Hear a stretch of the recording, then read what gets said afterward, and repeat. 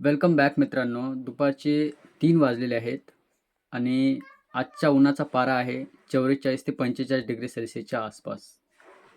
आणि मी आत्ता बसलेला आहे स्क्रिप्ट लिहिण्यासाठी माझ्या व्हिडिओजसाठी. आत्ता मी स्क्रिप्ट लिहायला बसलोच आणि विदिन 15 मिनिट्स माझं पूर्ण अंग हे भिजून ओलंकीच झालेलं आहे घामाने. तर आणि त्यातल्या त्यात हे पत्र्याची रूम आहे, त्यामध्ये मी बसलेला आहे.